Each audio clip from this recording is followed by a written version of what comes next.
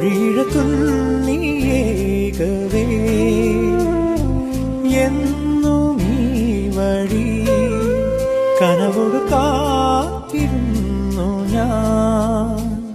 N നിമിഷങ്ങളാനന്ദ ശലഭങ്ങളാ ഇന്നലയൊന്നു നിന്നോർമ്മയാകെ നെഞ്ചിന്നു ഞാനിൽ മെല്ലെ നിന്നെ എന്നും താരാട്ടാമോ മൽപ്പൂവേ.